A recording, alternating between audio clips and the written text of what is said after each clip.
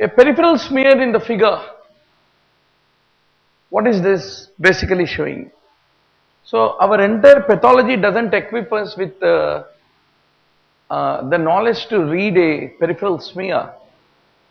Even the people who did diploma pathology also baffle. What is the fate of a simple MBBS student? So what is this? Hypochromic anemia. So microcytic hypochromic anemia is a typical feature in the case of the pyridoxine deficiency, is what you need to basically remember. Is the voice loud and clear for the Secunderabad students? So from now onwards we keep having a lot of students taking the mock test, right? So you should slowly step up and then check your performance in comparison to others. And I think NEET PG has come up with its pattern. 240 questions is a pattern, and you can expect at least 70 to 80, 50 to 60 image based questions in the exam. Now, pyridoxine deficiency, where do you see this? INH and penicillamine typically can cause. And what is sideroblastic anemia? It also leads to development of microcytic hypochromic anemia. There is a problem in the incorporation of the iron into the hemoglobin, and that's the reason there is iron deposition. So myelodysplastic syndromes, copper, vitamin B6 deficiency, zinc overdose, alcohol, many reasons are there that can lead to the development of sideroblastic anemia. What is this bone marrow biopsy basically showing you? The bone marrow biopsy is showing you a fatty deposition in the marrow, which is a feature of aplastic anemia. Aplastic anemia is a feature that can be seen with Fanconi, dyskeratosis congenita, and reticular dysgenesis, not Biskut-Aldrich. What do you have in Biskut-Aldrich? What is the clinical triad of Biskut-Aldrich? Eczema, sinopulmonary infections, thrombocytopenia is the combination which you find is called as Biskut-Aldrich syndrome. It is an X-linked recessive. A lot of times question is asked. VASP gene is the one which is basically mutated in the case of the Biskut-Aldrich. Now, what is this typical feature in the liver? In the liver, it's a case of micronodular cirrhosis. So Linac's primary biliary cirrhosis, Indian childhood cirrhosis, they're all the typical causes that lead to micronodular cirrhosis. So you must know the causes: micronodular, macronodular, and both. Both is a feature in the case of the hemochromatosis and alcoholic liver disease. Now, what is the typical type of an infarct? It is a middle cerebral artery infarct. ACA, MCA, PCA. Whenever posterior cerebral artery infarct is there, there will be affliction of cerebellum and brainstem. That's the reason there is a vertigo, disequilibrium, and vomitings, tinnitus, vertigo. They are all the features of posterior cerebral artery. Whereas hemiplegias are the feature of middle cerebral artery. Contralateral lower limb monoparesis, opposite side, only single lower limb will undergo weakness, is a feature of ACA territorial stroke. Anterior cerebral artery stroke is what you have to basically remember. So hemiplegia, hemianesthesia, Broca's aphasia, they are all the features of the MCA territorial stroke. So doctor, stroke is a favorite topic of examiner, whether you go to AIMS, PGI, any exam. So there is a 40-minute video lecture in the anatomy2medicine.com, and you can always review the cerebrovascular stroke, a topic which hardly takes 30-40 minutes, but definitely it will be a savior in the tomorrow's exam. So please go back to the video library and review that.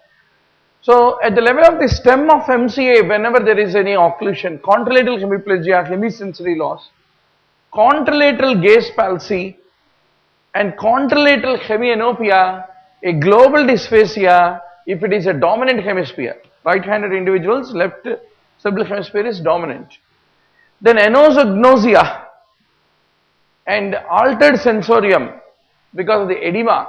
So these are all the important features. Now what are the clinical manifestations of the lesion that has been shown to you? There is a typical bleed that is happening into the thalamus. So thalamic bleed. So what is the importance of thalamus? Thalamus, all sensory afferent will pass through the thalamus, and from thalamus it gets relayed into the sensory cortex. So thalamus is the center for afferentiation. What is the center for efferentiation? All motor output will pass through. All motor output will pass through ventral pons. So pons is called the center for efferentiation, is what you need to basically remember. So a gaze palsy along with meiosis is a feature whenever thalamic lesion is there. So whenever intracerebral hemorrhage is there, what are the classical signs? Putamen is most common. It can even occur in thalamus, cerebellum, pons, etc., etc. Now, doctor, I leave the literature for you. What happens in pontine bleed, cerebellar hemorrhage, etc., etc. Now, doctor, what is this drug A, which is a monoclonal antibody against the immunoglobulin E, which is used in asthma? It is basically omalizumab, is what you need to remember. Then, what is which are the following? See, you have been shown.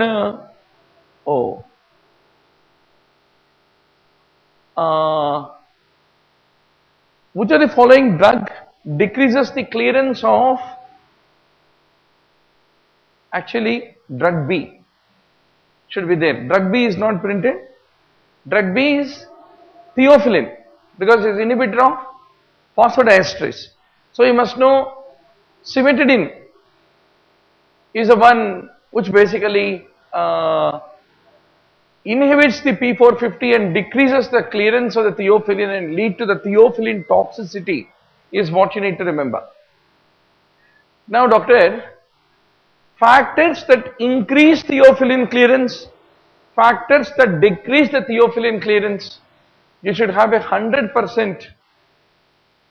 आपके pocket में रहना है ये पूरा facts when you go to the exam. Invariably they will ask a question. P450 inducers, P450 inhibitors. A 45-year-old with disseminated intravascular coagulation and the peripheral smear has been shown. So what is the peripheral smear showing? Granular promyelocytes are the ones which are being shown. So it is an acute promyelocytic leukemia, which is earlier called M3 variety of AML. It is the 15-17 translocation, which is the one which is typically seen in the case of the acute promyelocytic leukemia, is what you need to remember. 18-year-old has sudden onset of asthma, headache and photophobia. Sudden onset of headache and photophobia. So there is a neck stiffness. Then what is the thing that suggests that this is not meningitis but something else? So what is his CT showing? There is a bleed happening into the sylvian fissure. Whenever bleed is there into sylvian fissure, it is a case of subarachnoid hemorrhage. So typically a family history of polycystic renal disease is a common association found along with subarachnoid hemorrhage, is what you need to basically remember. Now you have a drug A and drug B typically are shown, and where do you use them in the clinical management of which condition? So basically drug A and drug B are the mechanisms of action of ribastigmine and donepezil. Donepezil is a cholinesterase inhibitor and ribastigmine basically inhibits the 5H histamine receptor blocker. They are the ones which are typically used in the case of the Alzheimer's disease, which is a dementia. Now, what is the drug whose mechanism of action is shown in figure is used for? It is a NMDA receptor blocker, which will decrease the glutamate release. Release of the glutamate is the mechanism of action of acamprosate, which is used in the alcohol addiction, is what you need to basically remember. And what is the mechanism of action of disulfiram, doctor? Whenever the people drink alcohol, that become acetaldehyde, and there is acetaldehyde dehydrogenase that is inhibited by disulfiram. So acetaldehyde remains as acetaldehyde, and the excess acetaldehyde lead to severe headache, vomiting, disulfiram like reaction it is called. So that is how, by being a acetaldehyde dehydrogenase inhibitor, the disulfiram acts. Lot of times they will ask a question, is disulfiram is a inhibitor of alcohol dehydrogenase or aldehyde dehydrogenase? What is your correct answer? It is aldehyde dehydrogenase. So D for disulfiram, D for aldehyde, not alcohol, is what you need to basically remember. A patient presented with diarrhea, and are the Gandhi Medical College Secunderabad students are having a clear broadcast or not? Please ask him to punch into the chat window. A patient has got diarrhea, colonoscopy, and the biopsy is being shown. What is the metabolic abnormality in this condition? So colonoscopy is showing a polypus appearance, polyp is seen, and it is a case of colorectal villus adenoma, which typically lead to development of hypokalemic metabolic acidosis, because it is a potassium secretory diarrhea is a very important feature. A 55-year-old postmenopausal woman who is on hormone replacement therapy has got a heaviness in the breast, and typically a mass is seen. What is the type of calcification? Spiculated calcification, which is a classical feature of malignancy. So that is the reason it is a case of possibly a breast carcinoma, which is showing a high density spiculated mass with a cluster of pleomorphic microcalcification is what is typically seen. Now you have a patient A, patient B, patient C, all have testicular carcinoma. So what is the treatment of choice if the patient C get affected? In patient C, it is only limited to testis. So if it is only limited to testis, then high inguinal orchidectomy and radiotherapy is considered to be the treatment of choice. So if you look at the stage-wise management of seminoma, if it is a stage 1, what do you want to do? You want to do surveillance, radiotherapy, chemotherapy. Seminoma is highly radiosensitive. Just like dysgerminoma in the ovarian cancers, seminoma is highly radiosensitive. If it is a seminoma stage 2, what do you want to do? Typically, it depends upon the bulk of the retroperitoneal nodes which got involved. So radiotherapy is the treatment of choice if it is 2A and 2B. But if it is a stage 2C, then systemic chemotherapy, not radiotherapy. Systemic chemotherapy is considered treatment of choice, and radiotherapy is only given whenever there is any relapse. If it is a stage 3, then you will initiate treatment with BEP, bleomycin, E for etoposide, P for, I too forgot, P is something, just check that, beprogem it is called. So 4 cycles plus salvage surgery. So testicular carcinoma staging is one of the favorite question of the examiner, which you need to be quite sure about. Now which malignancy will occur in this condition? What is this? This is a case of multinodular goiter. If it become very chronic, then that lead to production of follicular carcinoma will arise in a multinodular goiter. Now what type of urinary stone do you like to call this as? This is a staghorn calculus, otherwise called struvite stone. So typically struvite stone is triple phosphate stone, common in infected urine, and usually seen in alkaline urine, not in acidic. Then in a male after laparoscopic cholecystectomy, the specimen is sent to histopathology, and that is showing carcinoma gallbladder stage T1A. What is the best way that you want to manage it? So fundamentally you need to excision of all the port sites should be done, if at all there is any carcinoma gallbladder stage T1A is what need to be remembered. Once more, in belly and love, you should review depending upon the type of the stage of the carcinoma gallbladder, what you want to do is the correct action. Now patient has got dysphagia. And what does this barium basically shows? It shows the presence of esophageal carcinoma. So what are the risk factors for esophageal carcinoma? Diverticula, HPV, caustic ingestion, etc. is what need to be remembered. Now you have been shown a liver mass, and on histology you are having sheets of cells. Such a sheets of cells is called lamellar arrangement. So it is what? Fibrolamellar carcinoma. How does it differ from that of the regular type of hepatocellular carcinoma? Fibrolamellar is more common in females, in younger people. It has got a better prognosis than hepatocellular carcinoma, and AFP levels may be normal, unlike in case of the hepatocellular carcinoma. A child has got vomiting and he has got a visible peristalsis. Ultrasound is being shown, which is showing narrowing of the pyloric wall. So typically you have hypochloremic, hypokalemic, metabolic alkalosis in a patient who is profusely vomiting is what need to be remembered. That's right. Now there is a salivary tumor. What do you see in this salivary tumor? There is also a facial nerve paralysis. So which salivary tumor will have a perineural invasion? Typically perineural invasion is a feature of adenoid cystic carcinoma.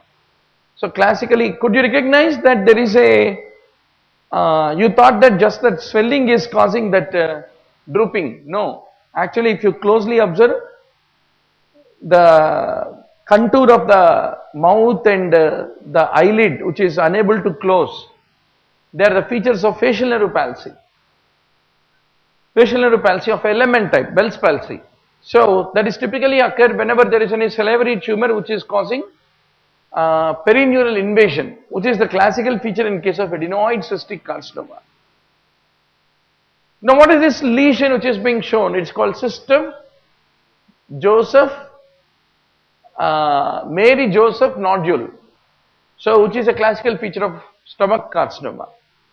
Ramesh is a 62-year-old, he has got a solid renal tumor, and what is this solid renal tumor doing?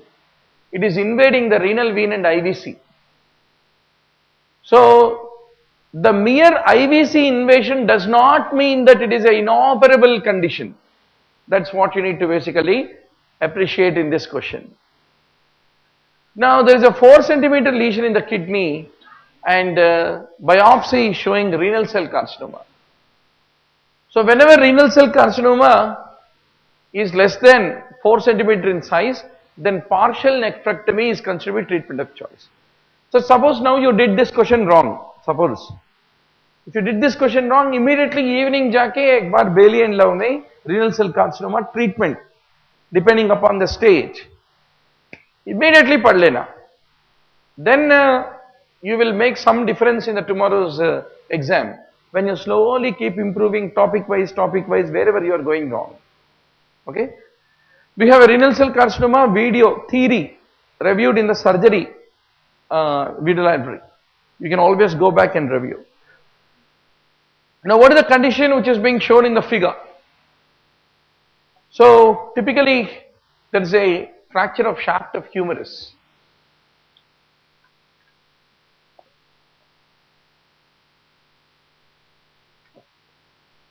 Which nerve passes to the shaft of humerus? Radial nerve.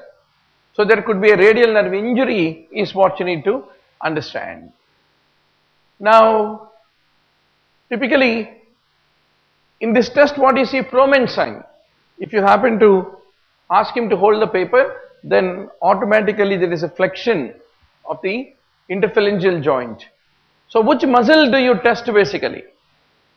It is a weakness of the adductor pollicis because of the ulnar nerve injury that you basically test in the froments is what you need to basically remember. So whenever ulnar nerve is injured, adductor pollicis is paralyzed. And to compensate the paralytic adductor pollicis, flexor pollicis longus, which is supplied by median nerve, will try to compensate the adductor.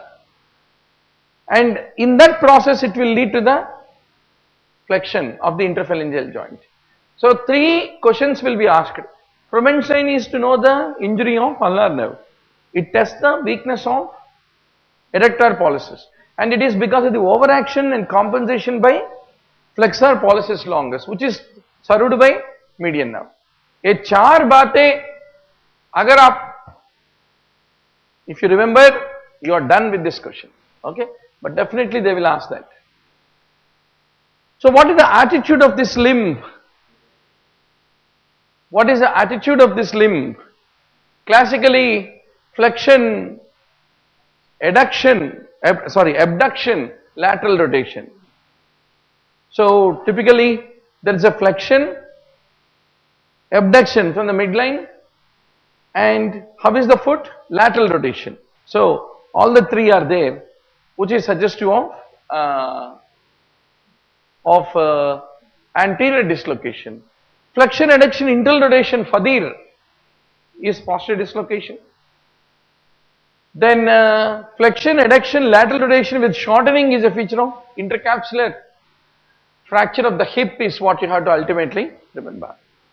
So here there is a right posterior hip dislocation. What do you have? You have a flexion, you have an adduction, and you have an internal rotation, this limb. So there is a classical feature of posterior dislocation. The hip is what you have to basically remember. So what is this processes? It's called Austin Moore. Why? How did you recognize it is Austin Moore? It is a fenestrated processes. Can you see? Fenestrations. So fenestrated processes is a Austin Moore processes.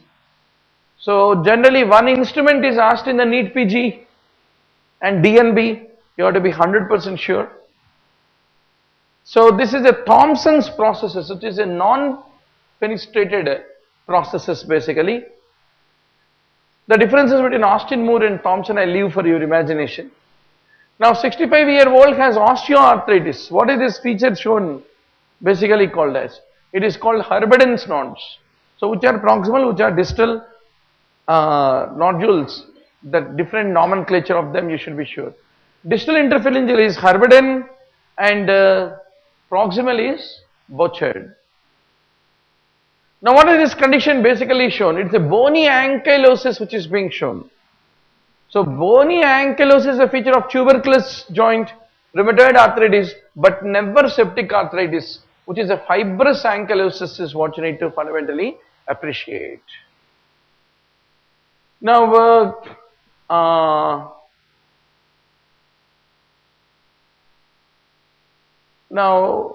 see, answer should be B, doctor, not A.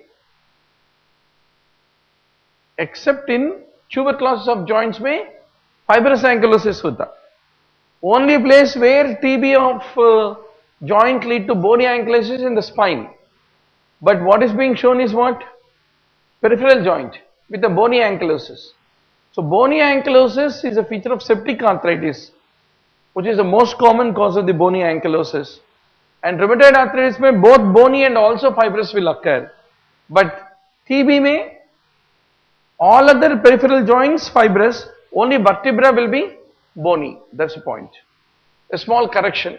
Okay.